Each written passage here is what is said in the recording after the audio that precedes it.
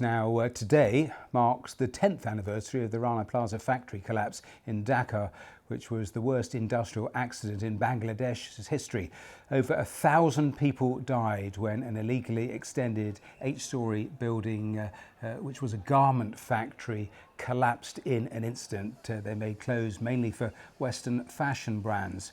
The owners had been warned about the building's structural integrity in the days before that terrible accident. The disaster prompted an international outcry and promises by a company using garment factories to ensure workers' safety. Well, let's get more on this. Let's talk to Atle Høie, who's General Secretary of the IndustriALL Global Union. Welcome here to the programme. I know that your union helped negotiate that international agreement, but here we are 10 years on. Where are we when it comes for the fight for fair pay and for safe conditions?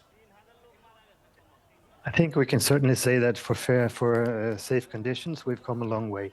We have revolutionized the safety structures of the Bangladeshi garment industry. We have, through the years, made 56,000 inspections by professional engineers. 170,000 faults were found, and 440,000 have been corrected already. So on safety, we can certainly say we've come a long way. On wages, there's still a long way to go. In terms of safety, let's take that first of all. You've had some really big brands pay into a huge compensation fund, pay for work around factories. The difficulty is that not all fashion workers in Bangladesh work in those factories. Huge numbers work elsewhere. So in terms of making progress across the board, is there still work to be done? There's definitely work to be done. We have inspected all of the factories where the brands that we have in the Accord are members.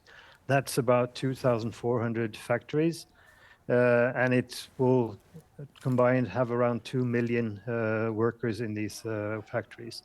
But there are still a lot of people who are not covered by factories who are part of the Accord, and there's a job to be done.